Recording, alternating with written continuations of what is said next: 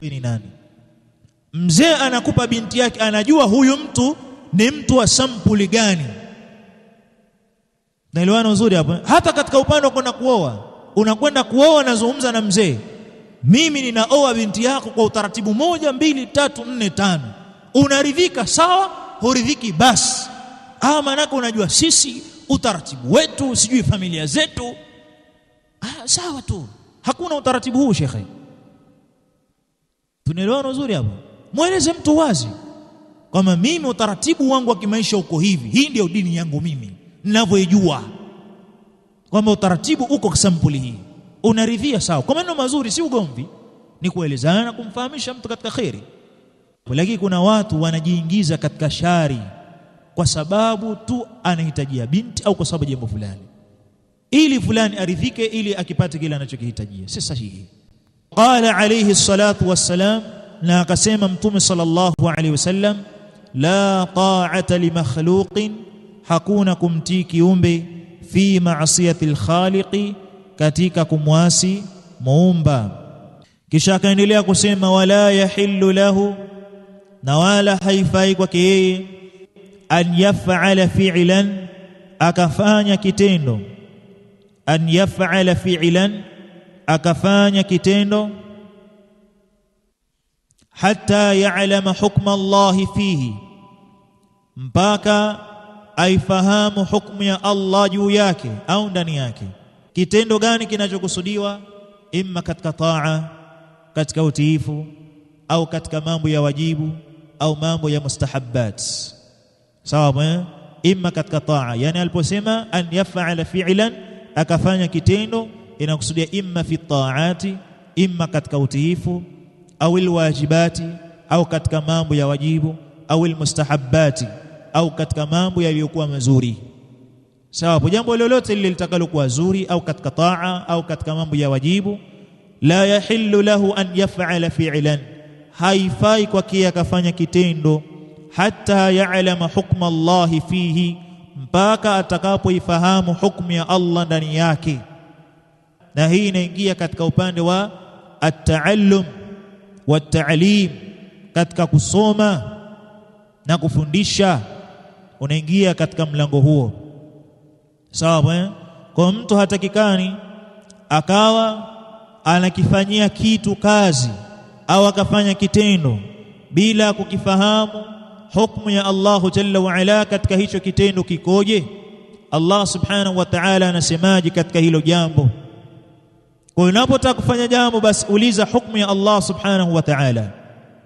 Na maana yake hapa aliposema hata ya'lam hukma Allah fihi, maana yake pana kusudiwa kwa talibul ilmi, kwa mwanafunzi asome, pia vile vile afungue vitabu, aangalie yale ambayo yaliomo katika vitabu, aangalie ni yapi yale ambayo yamo katika kitabu, sheria za Allah zinasemaje katika hilo jambo.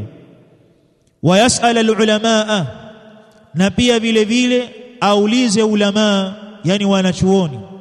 Wa yas'al al-ulamaa, na aulize wanachuoni.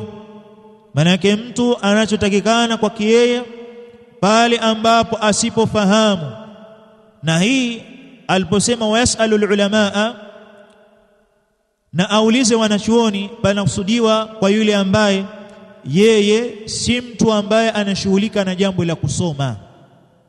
Ama huyo aliambiwa hata ya'lama hukma Allah fihi, mpaka pale ambapo atakapofahamu hukumu ya Allah ndani yake, huyo anakusudiwa talibul ilmi. Ama yule ambaye si mtu ambaye anajishughulisha na jambo la kusoma, basi kabla ya kufanya jambo, an yas'al al-ulama, awaulize wanachuoni hukumu ya jambo hilo likoje, asije akafanya jambo bila ya kufahamu hukumu yake. Na Allahu jalla wa ala anatuambia, fasalu ahla dhikri in kuntum la ta'lamun, in kuntum la ta'lamun, na waulizeni wenye utambuzi ikiwa nyinyi hamfahamu. Waulizeni wanaojua. Imetokezea jambo, nataka kufanya jambo, basi waulize wanaojua, ili ufanye lile jambo ambalo lipo katika usahihi wa kisheria. Wazi? Naam. Kisha akasema wayaqtadiya na awaige bilmuttabi'ina wale wanaofuata lisunnati Muhammadin sallallahu alaihi wasallam wanaofuata mwenendo wa mtume sallallahu alaihi wasallam. Haya maneno muhimu sana kwa sisi kuyachukua. Watu gani ambao sisi tunayotakikana kuwaiga? Ni wale ambao wanaofuata sunna ya mtume sallallahu alaihi wasallam. Isiwe marafiki zako wewe au wale wanaowaiga si wale ambao wanaofuata sunna za mtume sallallahu alaihi wasallam. Na hapa inahitajika uwaige iqtidaan qawlan, kuwafuata wao kwa kimaneno, wa amalan, na hata kimatendo. Sawa, wafuate wale ambao wapo katika misingi ahli sunnati wal jamaa, qawlan wa amala, wa qawli na matendo. Na hili ni watu wanahitajika wachunge sana. Ni mtu gani ambaye atamfanya kuwa ndiye kiigizo chake? Leo hii tumekuwa tunasikiliza wetu wa kusikiliza katika mitandao bila ya kumchunga ni nani ambaye anastahili kusikilizwa au kufuatwa. Ameona tu kuna klipu fulani inaendana tu na nafsi yake, basi utamkuta kashaiweka pale status, au anayo amejaza maklipi ya watu wa hovyo kabisa katika simu yake, ndo anawasikiliza hao na ndo anaiga nyendo zao hao.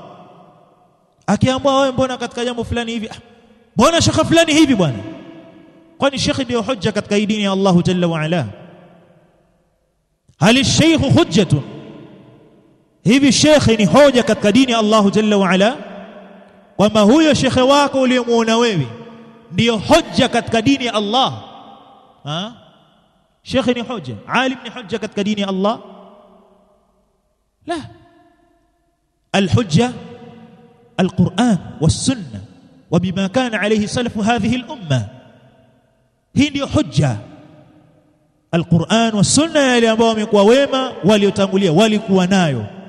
Atakayekuwa yoyote min alulama au alshuyukh au alasatidh au altalaba au almustafidin, yoyote katika watu ambaye atakayekuwa yupo katika Qur'ani na Sunna kwa ufahamu wa salaf, huyo ndiye wa kusikilizwa na huyo ndiye wa kuigwa. Ama mtu hana misingi hiyo, ukimwangalia misingi yake haiendani na misingi ya salaf, basi huyo ni wa kuachana naye. Tunaelewana vizuri hapo? Waige wale ambao wapo katika ahli sunnati wal jamaa, fadhalika alfawzul adhim, na huo ndio faulu uliokuwa mkubwa. Na haya ameyataja Allahu jalla wa ala na ameyataja mtume sallallahu alaihi wasallam.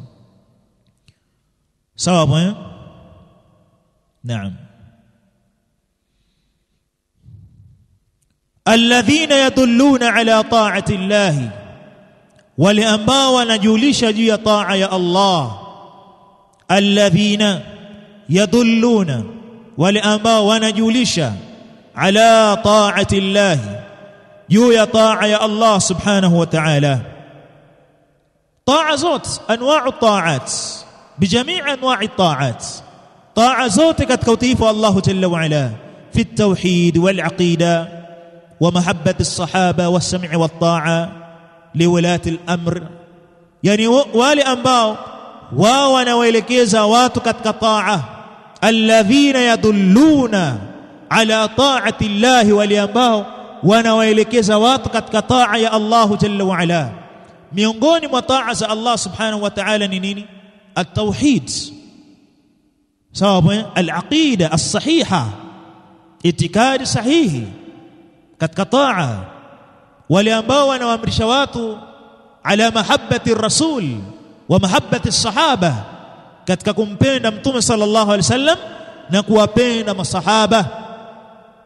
Wale ambao wanawaelekeza watu katika as-sam'u wa taa, usikivu na utiifu kwa viongozi. Hao ndio watu ambao wewe kuwafanya ndio marafiki zako wa kuwaiga. Kuna watu Allahu jalla wa ala amewajalia wana maneno mazuri sana, wana afsahul kalam, afsahul lisan, wana ndimi ambazo zina ufasaha kiasi kwamba lau utamsikiliza unaathirika naye, lakini ni kharijiyun,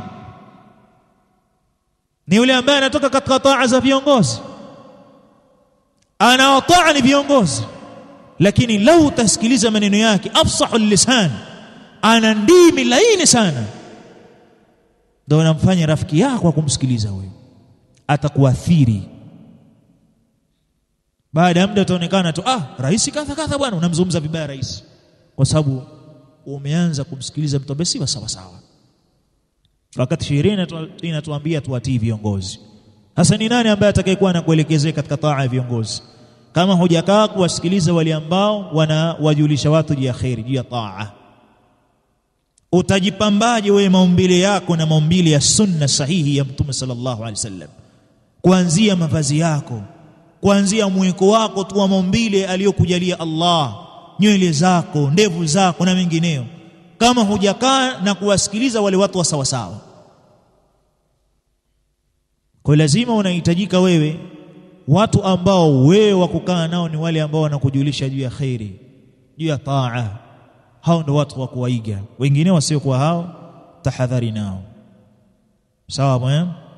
Wayuhadhiruna min atba'i ash-shaytani, na watahadharisha wale wafuasi wa shaytani. Wayuhadhiruna min atba'i ash-shaytani, na watahadharisha wafuasi wa shaytani. Atba'u ash-shaytan manake ni awliya'u ash-shaytan, wafuasi wa shaytani manake ni awliya'u ash-shaytan, ni vipenzi vya shaytan. Wa min awliya'i ash-shaytan ahlul bid'ah, na miongoni mwa vipenzi vya shaytani ni watu wa bid'ah. Sawa, katika vipenzi vya shaytani ni ahlul bid'ah, kwa sababu katika jambo ambalo linapendeza mno ila shaytan albid'ah, uzushi unapendeza mno kwa shaytan.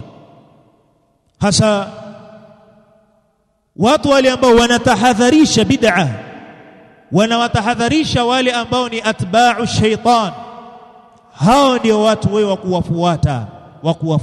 wa kuwafanya ndio marafiki. Sawa bwana? Hata muda mwingine mathalan, hata katika upande wa ibada zetu, yani kama huko mazingira ya karibu, salama yako wewe na dini yako ni kuja kusali sala zako za faradhi katika misikiti ambayo ni misikiti ahlus sunnati wal jamaa.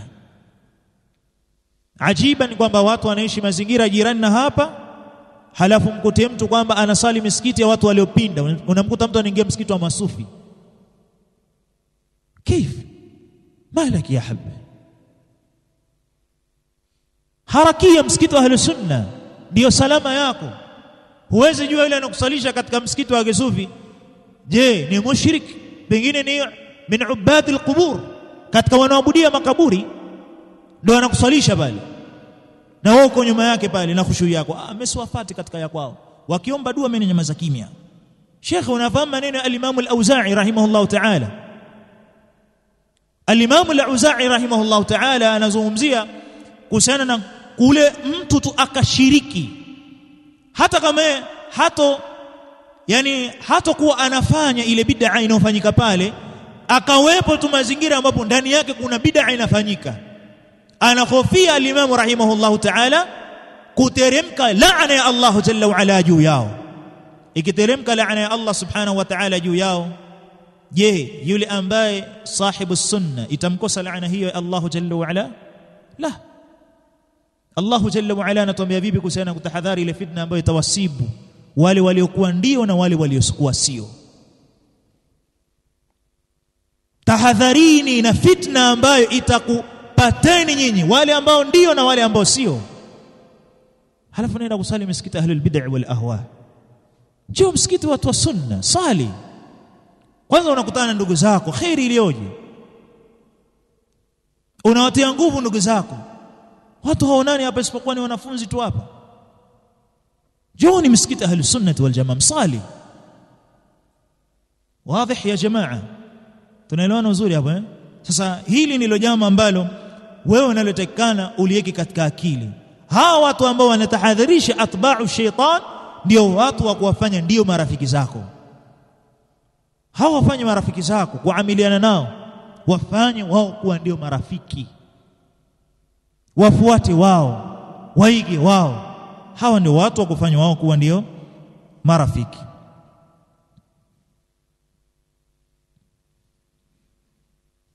Sawa? Naam.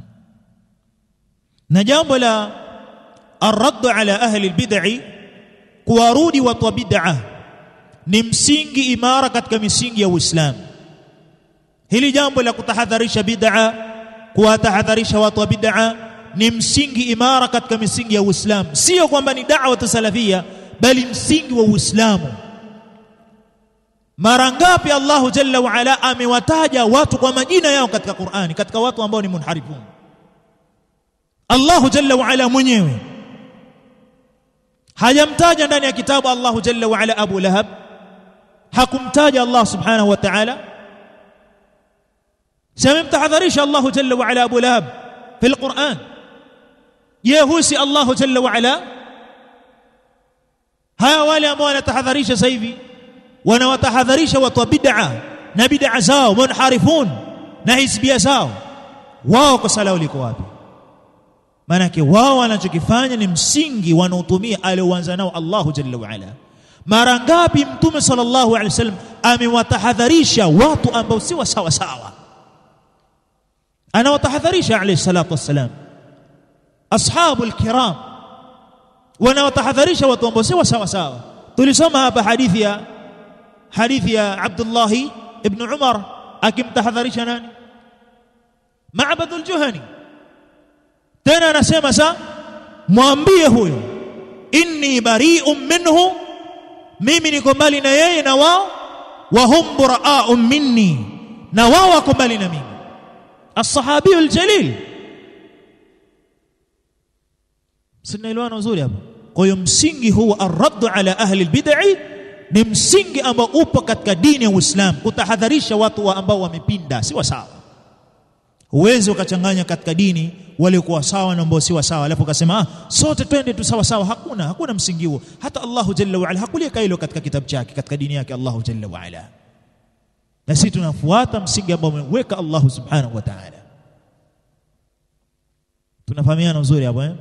Ikiwa mimi nitanyamaza na wewe utanyamaza, aljahilu atamfahamu ni nani yuko katika haki na nani yuko katika batil. Mtu mjinga asiyejua atafahamu je huyu ni wa haki huyu ni wa batil? Wapi atakuja kufahamu? Asipofahamu si ndo atasuhubiana na watu ambao si wa haki? Si ndio hivyo? Akisuhubiana na watu ambao si wa haki, si ndio wale tuliyataja katika maneno ya Mtume sallallahu alaihi wasallam? Haya, je, umemnusuru vipi ndugu yako? Vipi ndugu yako umemnusuru huyu? Kwa hiyo lazima kuzungumza na kutahadharisha ni msingi katika misingi ambayo ilikuwa imara katika dini ya Uislamu. Wala yarda li nafsihi, na wala haridhi kwa nafsi yake, ma radhiyahu almuflisuna, yale wanuridhia waliofilisika. Almuflisu, aliyefilisika, huwa alkhali min ta'ati llahi, ni yule ambaye ni mtupu, hana chochote katika taa ya Allah Jalla wa Ala. Huyu ndio almuflis. Sawa? Almuflisu huwa alkhali min ta'ati llahi. Almuflis, aliyefilisika, ni yule ambaye hana chochote, yani ni mtupu katika taa ya Allah Jalla wa Ala. Huyu ndio almuflisu, amefilisika. Sawa?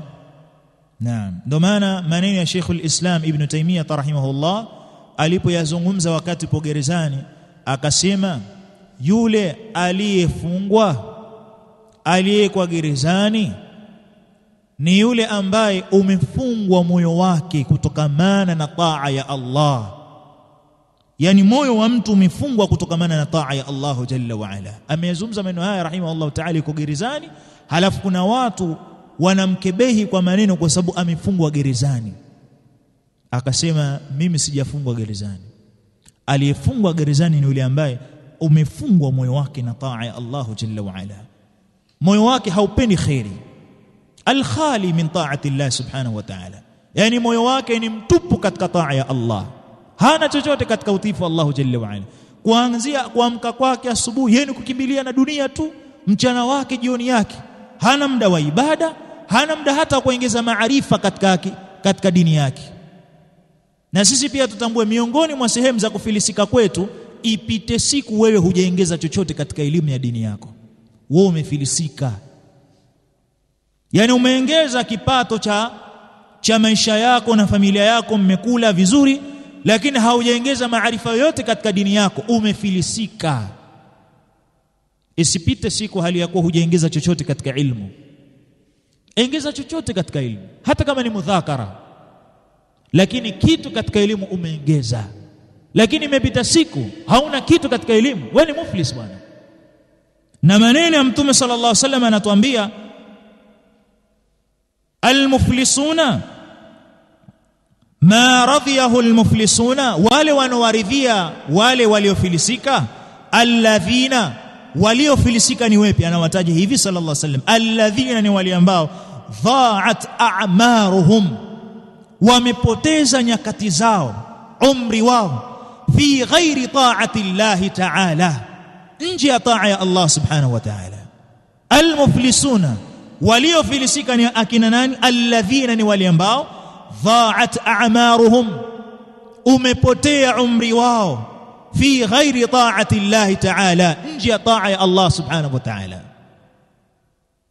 Yani wewe umri wako kama umepotea nje ya taa ya Allah, wewe umefilisika. Na ile haijalishi mpaka mtu afe, hata siku yako moja. Tunaelewana uzuri hapo Hata ile siku yako moja wewe ikapita siku yako hiyo bila taa ya Allah, bila kujiongezea kitu katika elimu, elewa ya kwamba wewe umefilisika, muflis. Yani hauna wakati wewe wa ibada.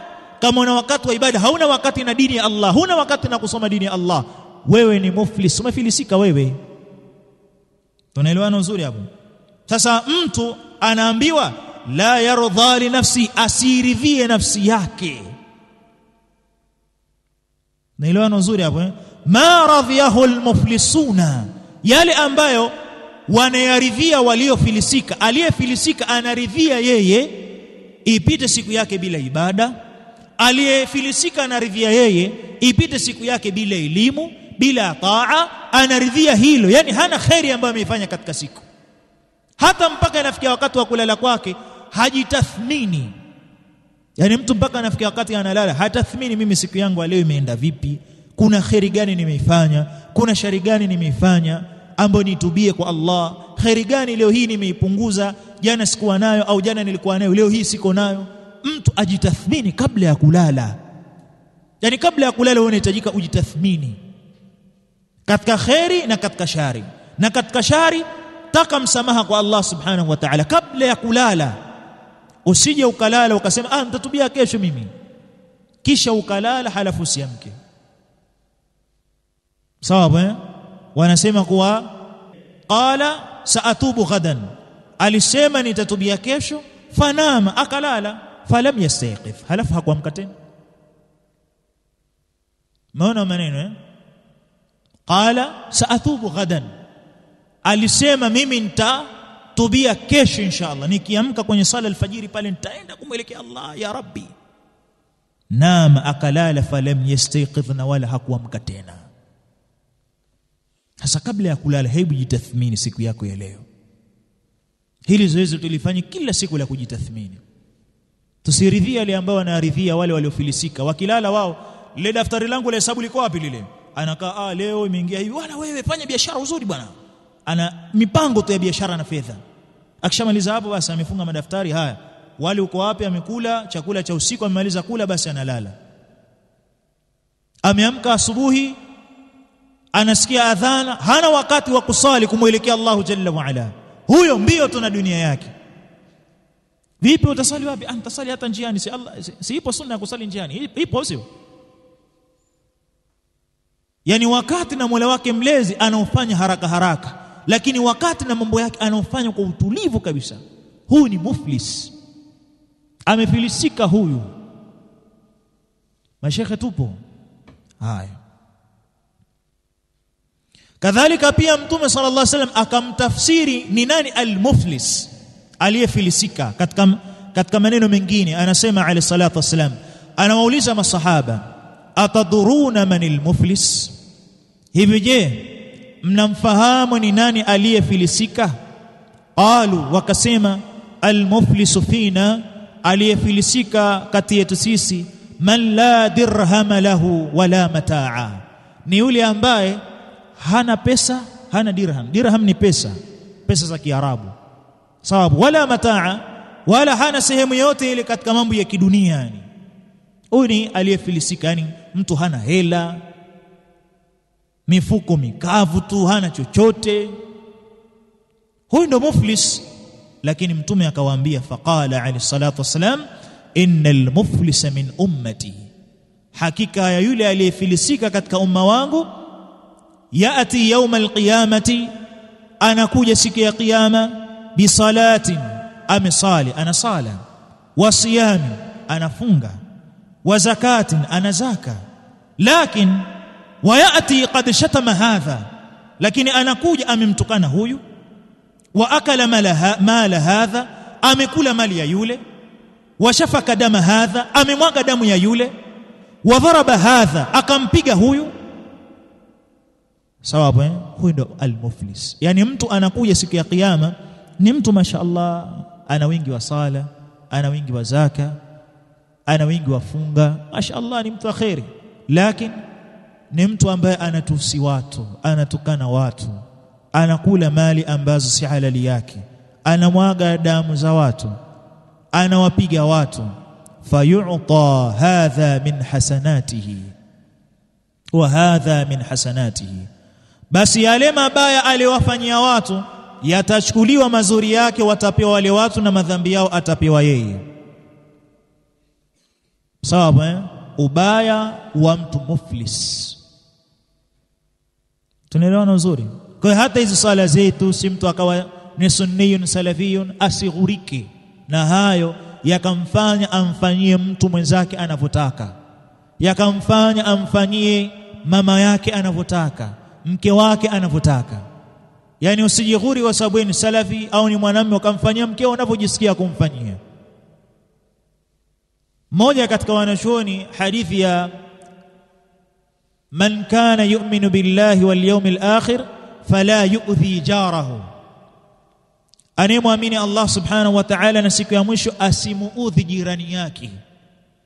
Jirani ni mtu aliyekuwa karibu, sio? Mwanachuoni akasema rahimahullahu ta'ala, jirani wako wa karibu wa kwanza zawjatuk, mkeo. Ni mtu gani ambaye yuko karibu na mwanamume? Ni mke wake, si ndio hivyo, sio? Inawezekana mama yake yuko mkoa mwingine kabisa, lakini alikuwa karibu yake ni nani? Ni mkewe. La tuudhi, usimuudhi mkeo.